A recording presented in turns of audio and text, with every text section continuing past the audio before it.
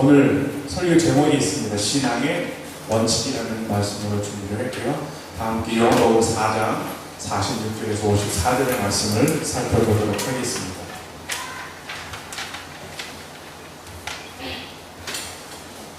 본문은 넘겨주세요. 요한복음 4장 46절에서 54절의 말씀입니다. 교독으로 제가 먼저 읽도록 하겠습니다. 예수께서 다시 갈릴리 가나에 계시니 전에 물로 포도주를 만드신 곳이라. 왕의 신하가 있어 그의 아들이 가버나움에서 병들었더니 그가 예수께서 이대로부터 갈릴리로 오셨다는 것을 듣고 가서 전에 내려오셔서 내 아들의 병을 고쳐주소서 하니 그가 거의 죽게 되었습니다. 예수께서 이르시되 너희는 표적과 기사를 보지 못하면 도무지 믿지 아니하리라. 신하가 이르되 주여 내 아이가 죽기 전에 내려오소서. 예수께서 이르시되 가라 내 아들이 살아있다 하시니 그 사람이 예수께서 하신 말씀을 믿고 가더니 내려가려니에서 중부에 올라가 만나서 아이가 살아있다 하거늘 그 낫기 시작한 때를 보는즉 어제 7시에 열기가 떨어졌나이다 하는지라. 그의 아버지가 예수께서 내 아들이 살아있다 말씀하신 그때인 줄 알고 자기와 온 집안이 다 믿으리라. 함께 있습니다. 이것은 예수께서 유대에서 갈릴리로 오신 후에 하신 두 번째 표적이니라. 아멘. 할렐루야. 우리 옆에 분들 한번 축복해 보겠습니다. 교회 참 잘 오셨습니다. 예배에 승리하시기를 바랍니다. 네, 예배에 꼭 승리하는 주님의 백성들이 되시길 간절히 축원합니다. 네, 목사님께서 저의 소개를 간략하게 해주셨습니다. 서울대학교, 또 서울대학교 대학원 유학 중에 하나님께서 저에게 콜링이라고 하죠. 소명감을 주셨습니다. 그래서 순종함으로 목회의 길을 들어서게 됐고요. 지금은 이렇게 단독 목회를 준비하고 있는 와중에 우리도 훌륭한 부목사님을 만나게 하시고 행복한 교회를 만나게 해주셔서 이렇게 서로 동역하게 되었습니다. 여러분이 생각나실 때마다 부족한 목사님을 위해서 꼭 기도해 주시길 간절히 부탁드립니다. 제 이름은 뭐라고요? 이명성 목사입니다. 밝은 명자, 별성자를 쓰고요. 밝은 별과 같이 되었다 라고 하는 숙제를 항상 제 이름 속에 가지고 있습니다. 예수님께서 말씀하셨죠. 우리는 어떻게 살아야 됩니까? 소금처럼 또 빛처럼 그렇게 살아야 될 숙제를 여러분이 가지고 있습니다. 아멘. 여러분 이명성 이름 참 좋죠? 아멘. 별로 안 좋아요? 좋아요. 기쁨의 교회 드디어 처음에 딱 들었을 때 참 이름 좋다 이렇게 생각이 들었습니다. 여러분 기쁨이다 라고 할 때는 무엇을 말할까요? 잘 아는데 막상 대답을 하려면 잘 못하죠. 저도 그래서 어저께 설교를 준비하면서 사전을 찾아봤습니다. 그랬더니 저와 여러분의 마음이 평화와 소망으로 가득한 상태를 기쁨이다 이렇게 정의하고 있더라고요. 하늘의 평화와 하늘의 소망으로 가득한 상태가 뭐라고요? 기쁨인데 이 기쁨이 날로 날로 가득한 교회가 기쁨의 교회라는 겁니다. 할렐루야. 그래서 기쁨의 교회가 좋은 교회고요. 예수 그리스도가 우리에게 축복인 줄 꼭 믿는 주님의 자녀들이 되시길 축원합니다. 강원도 산골짜기에서요 교회가 있었는데 아마 허름해진 것 같아요. 여름에 비가 오고 홍수가 나니까 교회에서 물이 셉니다. 교인들이 회의를 하기 시작합니다. 우리 교회에 증축을 하자, 리모델링을 하자 하는데 2천만 원 정도가 소요가 됩니다. 강원도 산골짜기에서 교인들이 돈이 없잖아요. 어떻게 할까 생각하다가 산속에 들어가면 고사리가 있잖아요. 그러면 고사리를 꺾어다가 시장에 내다 팔아야 되겠다.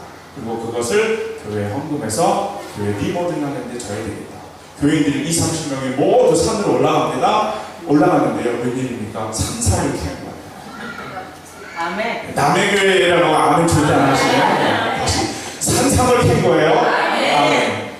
2천만 원 중에 600만 원이 갑자기 채워집니다. 이제부터 교인이 뭘 찾아 헤맬까요? 산삼을 캐려고 강원도 이 산 저 산을 막 헤맵니다. 그런데 더 이상 산삼이 나오지 않았어요. 교인들이 다시 이야기를 합니다. 그래, 고사리를 꺾자. 그리고 다시 고사리를 거꾸로 산으로 갑니다. 수많은 고사리를 꺾다가 드디어 교회를 봉헌을 합니다. 아멘. 그 교회 이름이 고사리 예배당. 지금도 있다고 그럽니다. 저 이 이야기를 들었을 때요, 산삼 몇 뿌리만 더 캐면 쉽게 예배당을 질 수 있잖아요. 기적입니다. 그런데 예수님께서는, 주님께서는 더 이상 기적이 없게 만들어 주십니다. 수천 가마의 고사리를 꺾어다가 교회를 완성시키는, 성전을 완성시키는 성도들의 정성이 더 귀하게 보여지는 줄 믿으시기 바랍니다. 이 시간에 우리 고사리 교회의 이야기가 우리 기쁨의 교회의 이야기가 될 줄 믿습니다. 성도들이 정성이 가득한 교회가 어디입니까? 기쁨의 교회가 될 줄 믿습니다. 하나님의 은혜가 항상 충만한 교회가 기쁨의 교회인 줄 믿습니다. 우리 옆에 분들과 다시 한번 인사할까요? 우리 교회는 참 좋은 교회입니다. 인사합니다. 이게 정말 참 좋은 교회입니다. 아멘. 얼마 전에 19살의 청년이 혼자서 스크린도, 지하철이죠, 스크린도를 수리하다가 사망했다는 소식을 접해들었습니다. 똑같은 사고가 작년 8월에도 20살 된 청년인데요, 강남역에서 똑같은 이유로 사망을 했습니다. 이 청년이 얼마나 바빴던지요, 유품을 한번 이렇게 보니까 컵라면이 있는 거예요. 식사를 시간도 없어서 컵라면으로 이렇게 시간을 보내는 그 청년이 죽음을 맞이했다라고 하는 소식에 온 국민이 많이 아파했던 적이 있습니다. 알고 보니까 지하철공사, 우리나라죠, 최저가 입찰로 낙찰받은 용역 업체이기 때문에 당연히 인력이 부족합니다. 2인 1조가 안전에 대한 절대적인 원칙인데 이 원칙이 지켜지지 않는 거예요. 왜 그랬습니까? 인력이 부족하기 때문에. 사람들은 이야기합니다. 이 2인 1조라는 원칙이 지켜지지 않았기 때문에 이런 일이 발생했다. 전문가들은 진단을 합니다. 나라에서는 안전에 대한 매뉴얼 이미 마련이 되어 있습니다. 하지만 원칙을 무시하는 상황 가운데서는 모든 것이 다 무용지물이 되었다는 사실입니다. 그리고 그 앞에는 19살의 젊은 청년의 죽음이 놓여 있는 겁니다. 저는 이 사건을 보면서요, 우리 삶에 원칙이 중요하다는 생각을 해보게 되었습니다. 여러분, 신앙에도 절대적인 원칙이 있는 줄 믿습니다. 바로 예수 그리스도고요. 예수 그리스도라고 하는 신앙의 절대적인 원칙이 지켜질 때 사망에서 생명으로, 저주에서 축복으로, 슬픔에서 기쁨으로 우리의 삶이 변화될 줄 믿으시기 바랍니다. 그래서 신앙의 원칙 대신 예수 그리스도가 너무나 우리에게 중요합니다.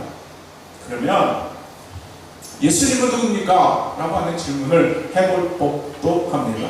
예수님이 누구일까? 성경에서 66권을 통틀어서 많은 이야기를 하지만 특히 요한복음은요, 예수님이 누굽니까? 라고 하는 기독론인데 이것에 대해서 많은 해답을 우리에게 제시해주고 있습니다. 그래서 개인적으로 이 요한복음을 참 매력적인 성경이다 이렇게 보고 있습니다. 마태복음, 마가복음, 누가, 요한복음 이렇게 네 복음, 사복음서 중에서요, 요한복음만 독특한 면들이 있습니다. 예수님 당신은 누굽니까? 라고 하는 질문에 해답을 제시해 주고 있는데요, 예수님 당신 스스로가 나는 이러이러한 사람이다 라고 하는 것을 이야기합니다. 성경은, 영어 성경을 봤더니 I am who I am 이렇게 번역이 되어 있더라고요. 나는 나다, 뭐 이런 정도로 번역이 되죠. 또 헬라어서는 에고 에이미, 나는 무엇이다 라고 하는 예수님의 자기 정체성을 드러내보고 계십니다. 자, 예수님께서요 말씀하십니다. 나는 생명의 떡이다. 나는 세상의 빛이다. 여러분들 아멘 할 때까지 합니다. 나는 양의 문이다. 나는 선한 목자다. 나는 부활이고 생명이다. 나는 곧 길이요 진리요 생명이다. 내가 참 포도나무다. 내가 왕이다. 할렐루야. 이게 예수님께서 말씀하신 예수님의 자기 정체성이라는 거예요. 이런 예수님을 꼭 만나는 귀한 은혜가 있기를 바랍니다. 또 하나 예수님의 독특한 표현이 요한복음에 나타나 있습니다. 이것은 표적이라고 하는데요, 기적하고는 조금 다른 이야기입니다. 표적, 사인입니다. 여러분, 우리가 자동차를 가면 편말을 보고 가잖아요. 이게 사인입니다. 사인은 방향을 가리키는 거죠. 예수님께서 표적을 통해서, 기적을 통해서 가르치는 게 있어요. 예수님 당신이 바로 하나님의 아들이시고 메시아인 것을 계속해서 사인, 표적으로 우리에게 알려주십니다. 여러분, 요한복음에 나타난 첫 번째 표적이 뭔지 아십니까? 가나의 혼인잔치에서 물이 변해서 포도주가 되는 사건입니다. 이것을 통해서는 무엇을 할 수 있습니까? 아하! 예수님이 물질을 초월해서 바로 창조주 하나님이시구나 라고 하는 것을 우리에게 알려주고 있습니다. 죽은 병자를 치료하십니다. 하나님이 바로 예수님께서 하나님의 아들이시구나 라고 하는 것을 이야기해 주고요. 오병이의 기적을 통해서는 예수님의 물질의 양을 초월하시면서 진정한 이 땅의 생명의 떡으로 오신 분임을 우리에게 알려주십니다. 나사로의 부활도 있죠. 뭘 알 수 있습니까? 나는 부활이요 생명이다 라고 하는 예수님을 우리에게 전해주고 있습니다. 자, 오늘 본문으로 선택한 것도 표적 중에 하나입니다. 사인이 있는 거죠. 왕의 신하의 아들이 병들었다가 고침을 받습니다. 어떤 사인을 받을까요? 오늘 이 모습 속에서 이 사건의 이 예수님의 표적 가운데 예수님 꼭 만나시고 또 예수님을 꼭 찾게 되는 놀라운 은혜가 있기를 바랍니다. 오늘 본문의 주인공이 있습니다. 그냥 오늘 성경에서는 왕의 신하다 이렇게 번역이 되어 있는데요. 킹제임스 번역에 보니까 노블맨이다 이렇게 얘기해요. 귀족 중에 귀족이라는 거죠. 신분이 예사롭지가 않은 사람입니다. 아주 높은 사람입니다. 또 왕과 관련된 어떤 고위직을 이야기하고요. 예수님 당시에는 분봉 왕들이 있습니다. 지역적으로 왕들이 있는데 여기에는 갈릴리 왕입니다. 갈릴리 헤롯 안티파스라는 왕의 신하들 중에 최고의 높은 관리직을 이야기합니다. 두 번째는 아들이 등장하는데 아들이 죽어갑니다. 아들도요 신학 이렇게 주석을 책을 살펴보니까 아들이다 라고 하는데 앞에 관사를 붙여놓습니다. 그러면 여러 명들 중에 한 아들이 아니라 유일한 아들이라는 거죠. 아하, 오늘 등장인물의 사건이 배경이 조금 이해가 가시죠? 상당히 높은 직분을 가진 고위직의 독자가 아파야 되는 거예요. 자, 이쯤 되면요 어떻게 했을까요? 여러 가지 병을 낫기 위해서 총동원을 했을 거죠. 유명한 병원 다 찾아다녔습니다. 유명한 의사들 다 찾아다녔을 겁니다. 그러나 해결책이 나지 않습니다. 근데 이때 왕의 신하가 누굴 만납니까? 예수님을 만나는 이야기가 전개됩니다. 얼마 전에 뉴스를 보니까요, 우리나라에서 여성들이 아기 낳는 그 출산의 나이가 점점 높아진다는 이야기가 되었습니다. 결혼을 늦게 하니까 그렇겠죠. 그런데 옛날의 어머니보다는 요즘 어머니들이 경제력이 많잖아요. 돈이 많은 겁니다. 그러니까 하나, 둘밖에 없는 자녀들에게 돈으로 더 잘해주려고 그렇게 많은 노력들을 합니다. 그래서 일반인들을 위한 유아용품 박람회 뭐 이런 것이 열리나거든요. 그랬더니 보니까 정가가 300만 원 되는 유모차들, 또 220만 원 되는 수유용 소파도 있나 봐요. 이런 것들이 불티나게 팔린다고 해요. 발길이 끊어지지 않는다고 해요. 일반인들을 위한 유아용품 박람회인데도 그렇습니다. 어떻게 보면 조금 지나친 면도 없지 않아 있습니다. 그런데 또 어떻게 보면 하나밖에 없는 자녀인데 부모의 심정으로 최고의 것으로 잘해주려는 마음도 한편으로는 이해가 갑니다. 자, 오늘 본문의 주인공의 이야기를 한번 해봅니다. 자신의 신분은 귀족입니다. 노블맨입니다. 상류계층의 사람이지만 하나밖에 없는 아들이 죽을 병에 걸립니다. 무엇을 못하겠습니까? 모든 것을 다 내려놓습니다. 체면, 학력, 연령, 지식, 자신이 할 수 있는 모든 것을 내려놓고 누구를 쫓아갑니까? 예수님을 붙여칩니다. 그것도 나사렛이라고 하는 아주 보잘것없는 출신이, 그것도 목수가 직업이었던 예수님을 찾기 시작합니다. 그리고 간청합니다. 내려오셔서 내 아들의 병을 고쳐주세요. 예수님, 내 아이가 죽기 전에 꼭 내려오셔야 합니다. 간청하는, 끈질기게 예수님을 붙들고 있습니다. 여러분, 우리의 삶에 어려울 때 어떻게 해야 됩니까? 한번 다 같이 있습니다. 시작! 예수님을 찾아야 합니다. 아멘. 저희 삶에 문제가 있으면, 저희 삶에 고난의 현장이 있으면 어떻게 해야 됩니까? 예수님을 찾아야 합니다. 너무나 당연한 일인데요, 막상 현실에서 절망의 끝자락에 있을 때 모든 성도님들이 다 예수님을 찾지 않더라고요.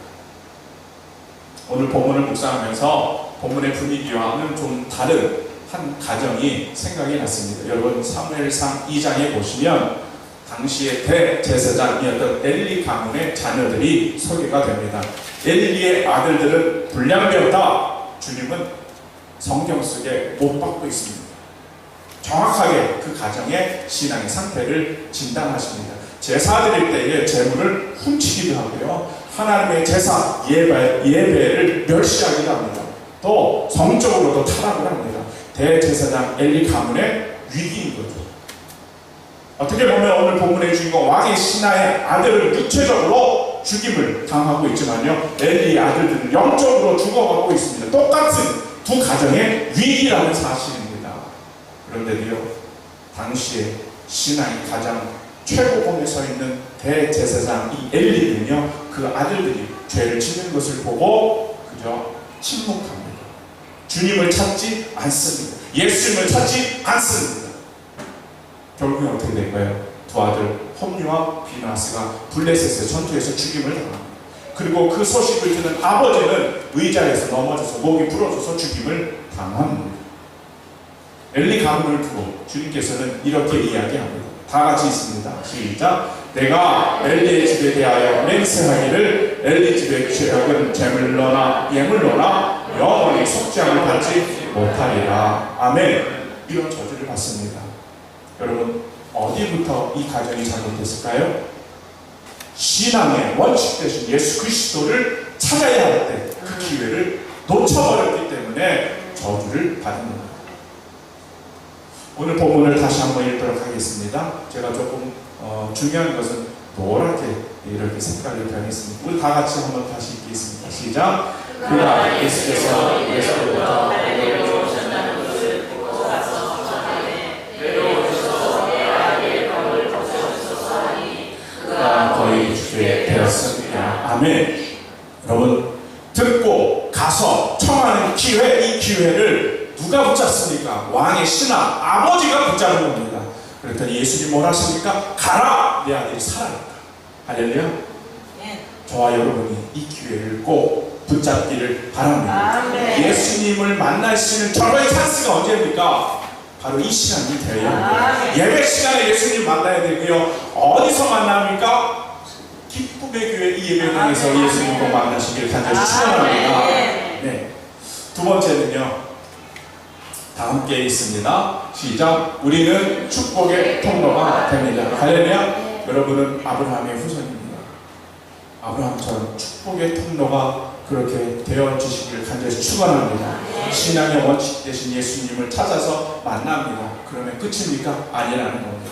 그게 끝이 아니라 그 다음 믿음의 행보를 이어서 나가야 되는데요. 어디로 나아가냐? 바로 축복의 자리로 우리가 나아가야 됩니다. 할렐루야. 우리의 믿음이 그래서 다른 사람들에게 선한 영향력을 미쳐야 된다고 하는 사실입니다. 예수님을 만나고 예수님을 붙잡은 이 왕의 신하의 한 사람이 그 다음 어떻게 믿음의 행보를 이어가나 보도록 하겠습니다. 다 같이 있습니다. 시작. 그의 아버지가 예수께서 그의 아들이 살아있다 말씀하신 그때인 줄 알고 자기와 그 온 집안이 다 믿으니라. 아멘.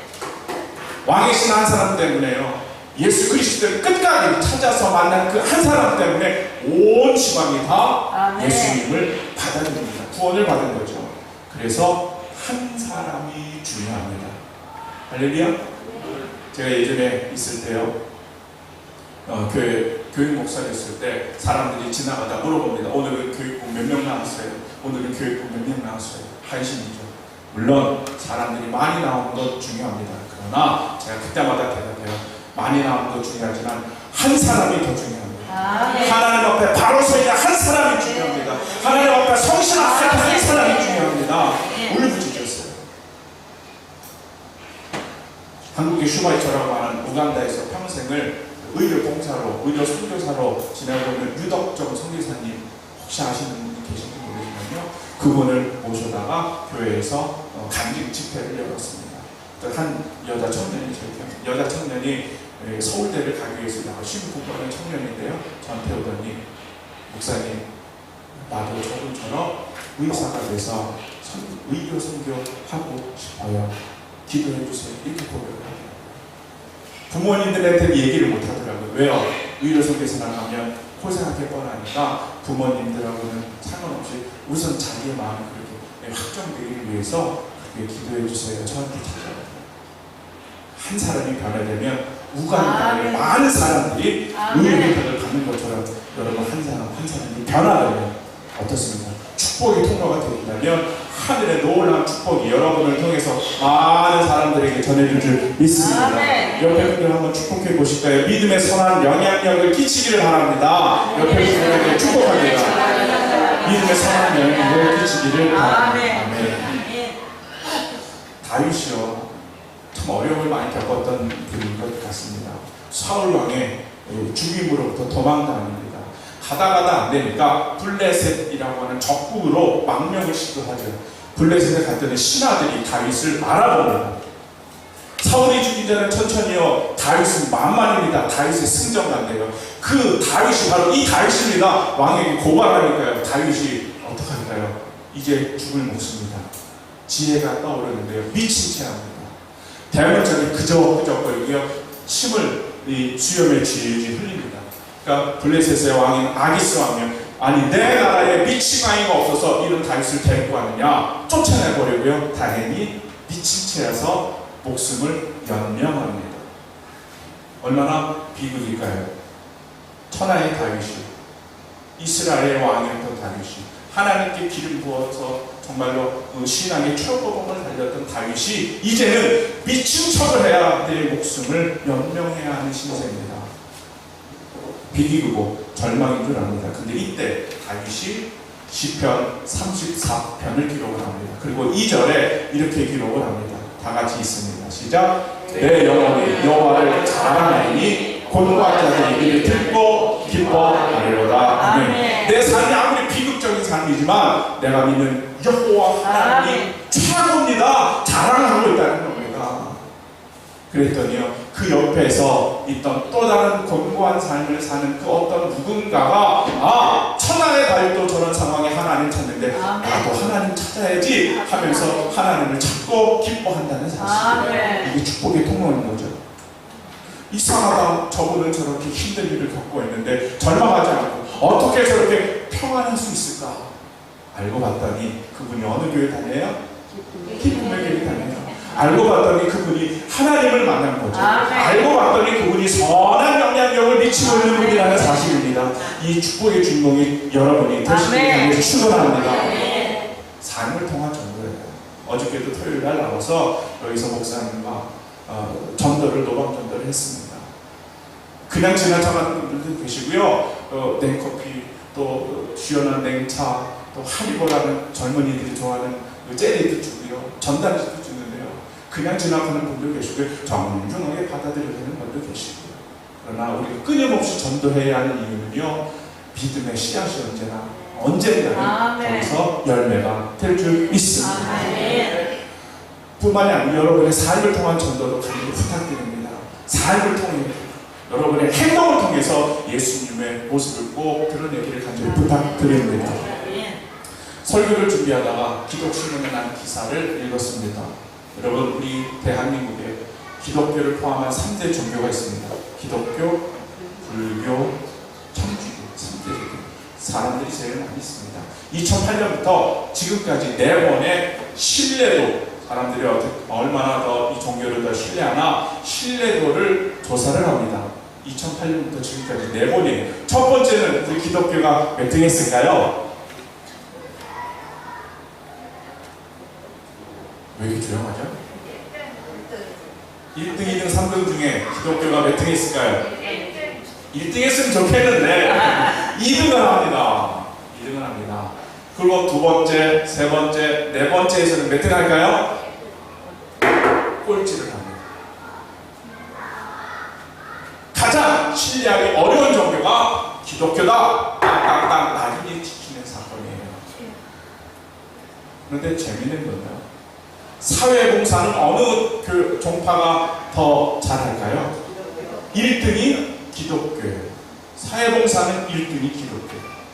사회봉사, 구제 1등하는 기독교가 정작 사람들에게는 신뢰하지 못하는 종교로 낙인을 찍힌 겁니다. 이유가 뭘까?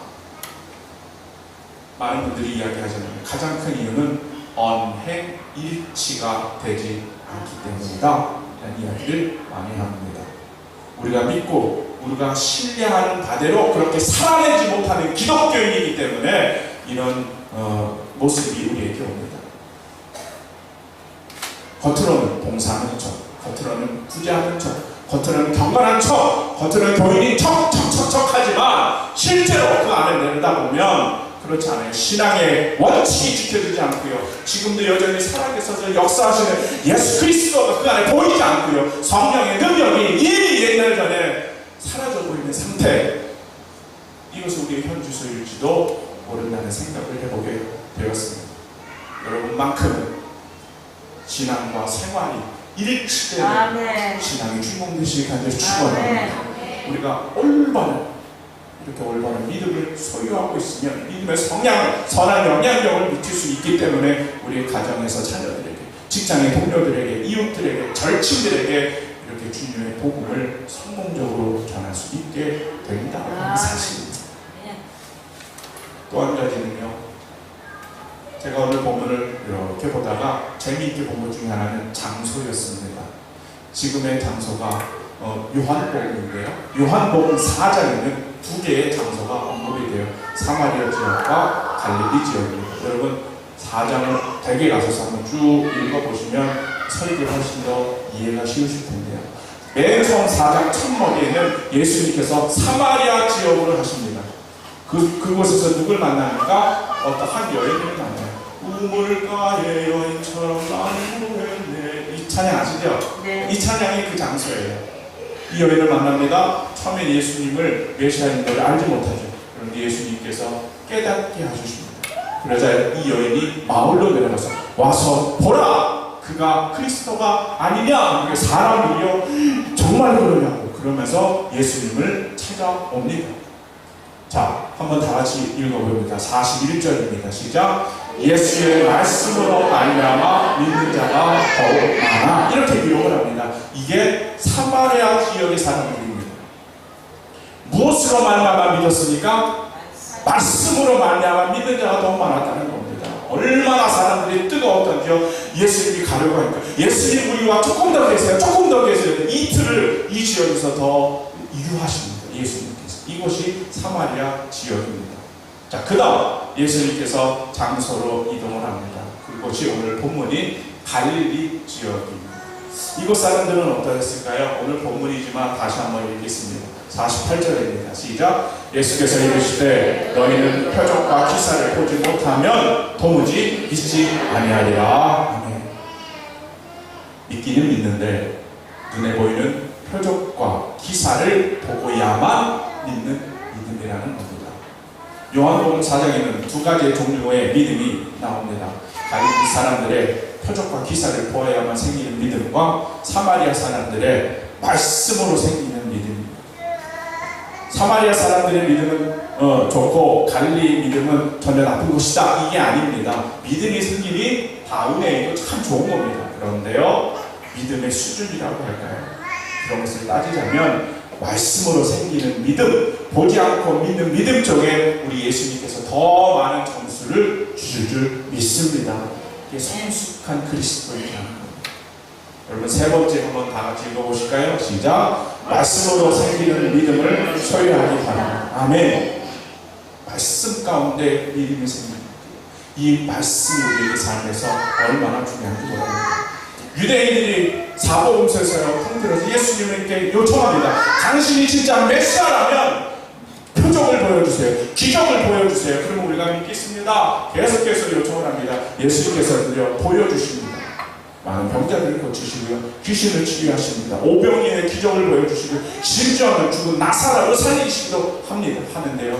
다 보여주시는데 유대인들은 믿습니까? 믿지 못하는가? 믿지 않습니다. 오히려 예수님은 십자가에 못 박습니다. 중요한 것은 표적과 기사를 통해서라도 믿으면 그것이 은혜인 줄 압니다. 그러나 더 바람직한 것은 보지 않고 믿는 믿음이 더 성숙한 믿음이라는 거죠. 요한복음 20장 29절에 예수님께서 도마에게 말씀하십니다. 예수께서 이르시되 너는 나를 본고로 믿느냐? 보지 못하고 믿는 자들은 복되도다. 할렐루야. 이 복 있는 사람들이 누굽니까? 저와 여러분의 특기를 간절히 축원합니다.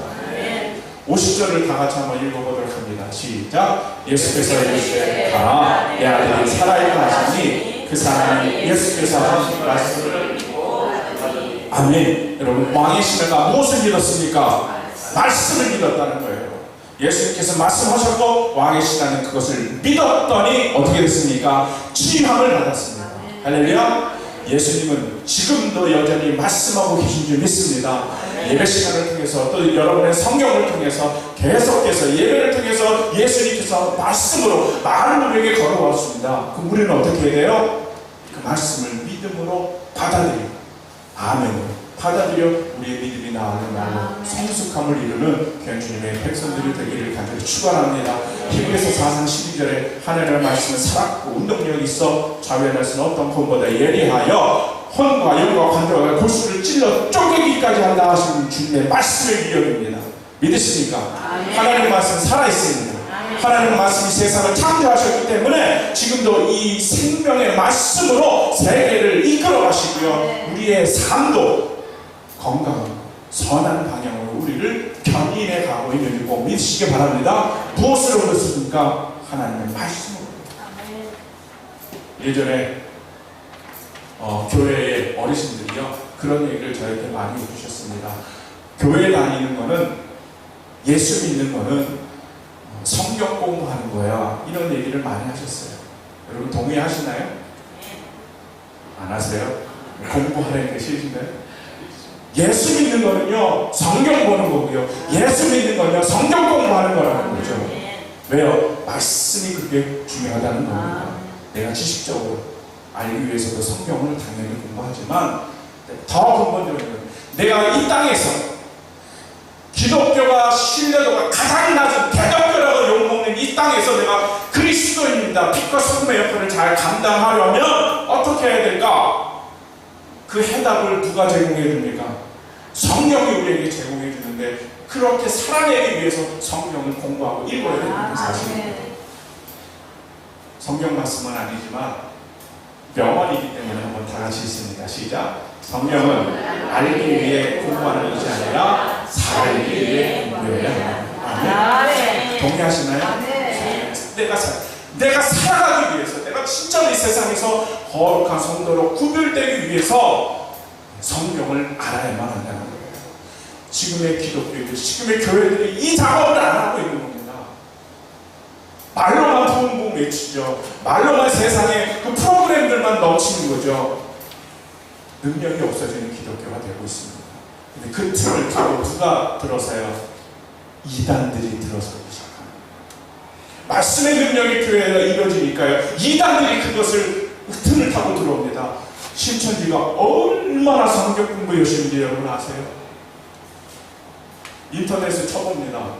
뭐 궁금한 점 있잖아요. 노아의 아들이 누굽니까? 이렇게 치면 그 인터넷 지식인들이 해답을 많이 올려요. 그런데 그 해답 중에 80%는 다 신천지 기독교예요. 그들은 이미 인터넷을 장악하고 있어요. 인터넷도 지금 믿을 게 못해요. 여러분 성경 공부하다 궁금한 거 있으면 꼭 목사님께 여쭤보죠. 인터넷으로 검색하면 위험에 빠집니다. 신천지들이요 다 인터넷을 지금 점령하고 있어요.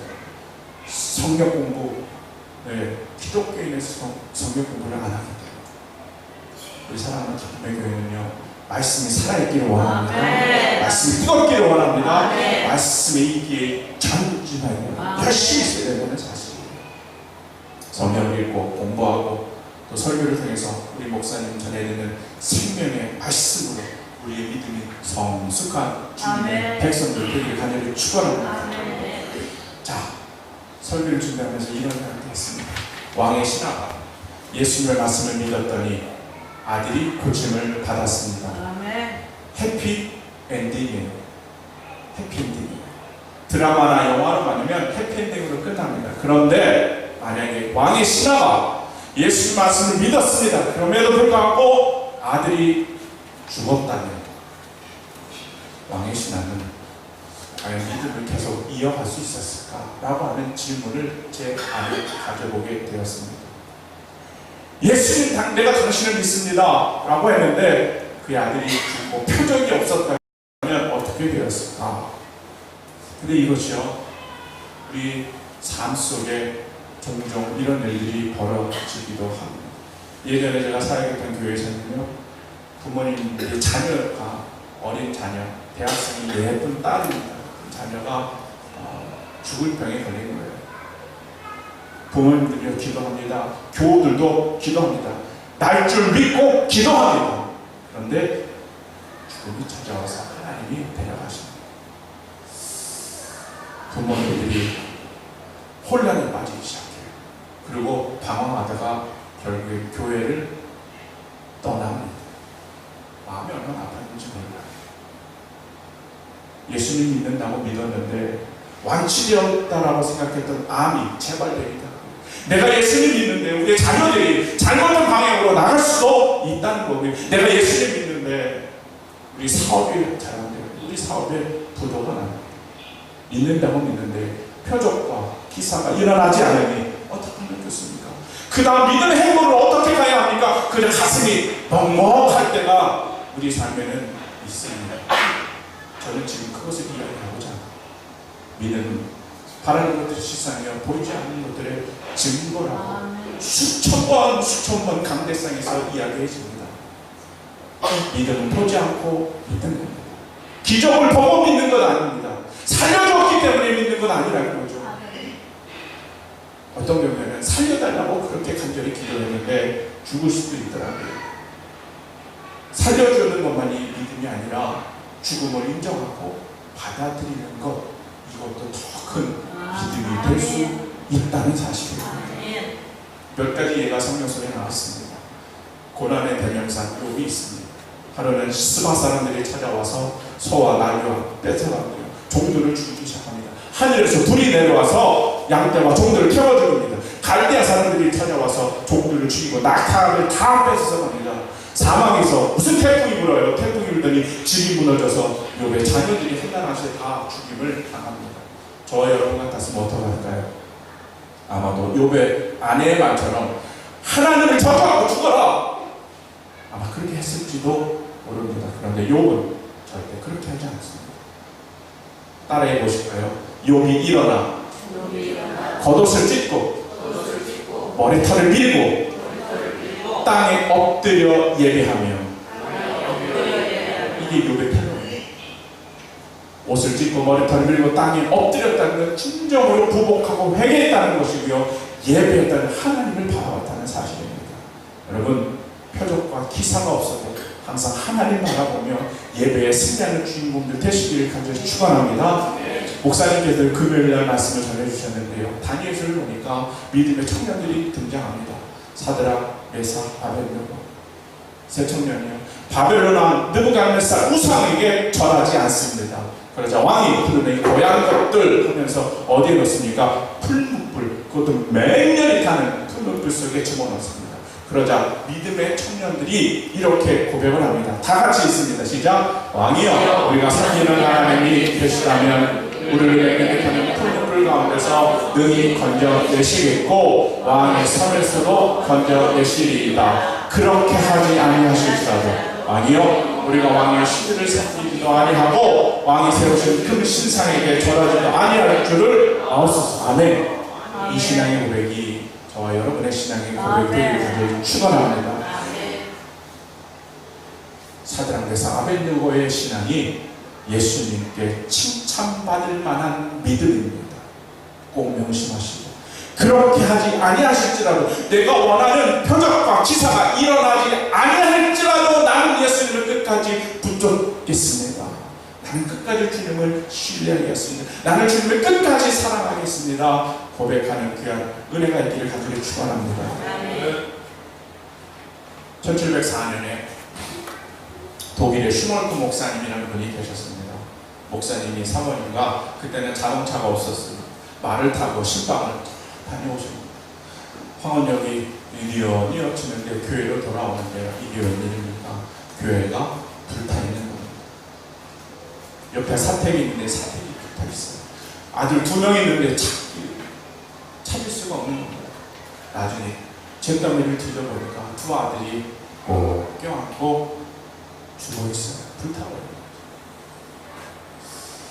슈멀크 목사님 내부는 새까맣게 타버린 2 아들의 시신을 앞에 놓고 간절히 기도합니다. 그리고 고백을 하는데 그것이 찬송가가 돼요. 내 주여 뜻대로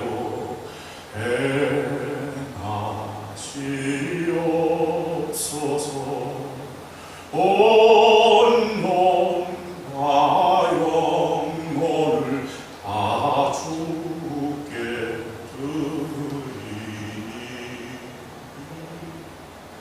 이 세상 돌아간 주인도 하시고 날 주관하셔서 뜻대로 하소서. 믿음의 고백을 드려요. 우리의 믿음의 현주소는 어디입니까? 눈으로 보고 기적을 경험해야만 있는 갈릴리 지역입니까? 아니면 표적과 기사가 없어도 진실하게 또 충성되게 말씀으로 말미암아 믿음을 지킨 사마리아 지역이 우리 믿음의 주소입니다. 목회를 열심히 합니다. 그렇지만 기적은커녕 사랑하는 2 아들의 시체를 끌어안아야 되는 아픔 가운데도 주님을 저버리지 않고 그렇게 끝까지 신앙을 지킨 목사님처럼 이 세상 고락가 주인도 하셔서 주님 뜻대로 해주세요 라고 하는 신앙의 고백을 하시면서 끝까지 믿음을 지켜나가는 그 은혜가 저와 여러분 가운데 있길 간절히 축원합니다. 기도하겠습니다. 사랑하는 충만하신 하나님, 우리들의 신앙의 원칙이 예수 그리스도 한 분임을 우리가 고백합니다. 원칙에서 벗어났더니 환난이 오고 곤고가 오고 죽음이 찾아옵니다. 저희는 생명과 진리 되신 예수님을 꼭 붙잡고 신앙의 승리를 누리게 하여 주시옵소서. 예수님을 찾아야 할 때 찾아 만나게 하시고 믿음의 선한 영향력을 끼치게 하여 주시옵소서. 축복과 택로가 된 아브라함의 믿음의 후손들이 되게 하여 주셔서 무엇보다도 그리 아니하실지라도 믿음을 신실하게 지켜가는 성숙한 믿음을 저에게 허락하여 주시옵소서. 예수님의 이름으로 간절히 기도하옵나이다. 아멘. 이 시간에 문제가 있으면 가슴에 손을 얹으시고요. 몸이 아프시면 아프신 곳에 손을 얹으시기 바랍니다. 너희 믿음대로 될지어다. 살아계신 주님께서 지금도 우리에게 말씀하십니다. 믿음으로 치유함을 받을 줄 믿습니다. 모든 문제가 해결되는 것은 우리의 믿음입니다. 전능하신 하나님 아버지, 신앙의 원칙 되신 우리 예수 그리스도를 바라보며 십자가 앞에 나아갑니다. 이 모습 이대로 우리를 받아 주시옵소서. 믿음 가운데 야훼 하나님을 아버지라고 부르짖는 주님의 자녀들이 육신의 질병과 삶의 어려움을 겪고 있습니다. 왕의 신의 아들을 고치신 예수 그리스도의 보혈의 능력으로 우리를 회복시키시고 우리를 치유하여 주시옵소서.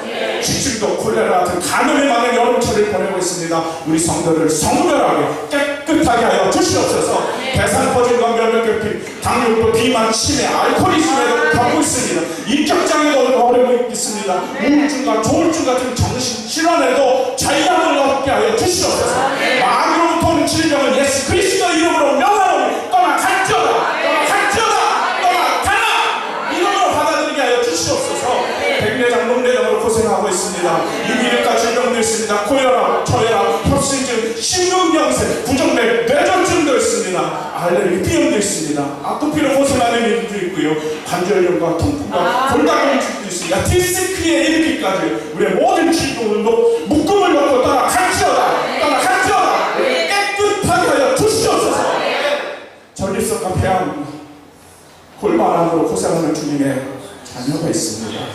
주님, 치료하는 방사를 비춰 주시옵소서. 모든 암을 깨끗하게 태워주시고 치료하여 주시옵소서. 옆에서 가는 권사님도 힘들지 않고 날마다 새 힘을 더하여 주셔서 기적의 주인공들로 삼아 주시옵소서. 수고하고 무거운 진주자들아 다 내게 오라. 주님 지금도 말씀하셔서 삶의 뜨거운 짐을 지고 예배당에 나왔습니다. 개인의 문제, 가정의 문제, 생활의 문제, 자녀의 문제, 사업의 문제들로 우리의 어깨가 짓들리고 있습니다. 믿음으로 십자가 앞에 내려놓습니다. 주님 해결하여 주시옵소서. 소망을 주시옵소서. 기쁨을 주시옵소서. 우리의 영적인 전투는 실패하는 전투가 아니라 승리가 이미 보장된 전투인 줄 믿습니다. 승리의 멸류관의 주인공이 바로 우리가 되게 하여 주시옵소서. 마지막으로 사랑하는 교회를 위하여 기도합니다. 교회 이름처럼 하늘의 기쁨이 끊어지지 않게 하여 주시옵시고 성령의 충만한 은혜와 사랑이 날마다 통하게 하여 주시옵소서. 교회가 내야 하는 월세도 적산습니다. 문제없게 하여 주시고 사랑하는 담임 목사를 풍족한 사랑으로 드릴 수 있도록 기쁨의 교회를 책임져 주시고 세워주시고 수년 내에 보호하게 하여 주시옵소서. 우리 교회 주변에는요 500명, 1000명, 3000명, 10,000명 되는 작은 큰 교회들이 버티고 서 있습니다. 이 틈바구니에서 우리 사랑하는 기쁨의 교회가 복음의 경쟁력을 갖게 하여 주시옵소서. 은혜가 충만하게 하여 주시옵소서. 말씀이 살아있는 교회가 되게 하여 주시옵소서. 믿음의 성령이 많아지고 복음이 성장이 날로 통하게 하여 주시옵소서. 도와주시옵소서. 주님 도와주세요. 예수님의 이름으로 간절히 기도하옵나이다. 아멘. 모든 영광을 주님께 박수로 올려드립니다. 할렐루야. 네, 하나님께 다시 한번 감사의 박수 드리겠습니다. 하나님 감사합니다. 감사합니다. 말씀 들어주신 목사님에게 감사의 박수 드리겠습니다. 목사님 감사합니다.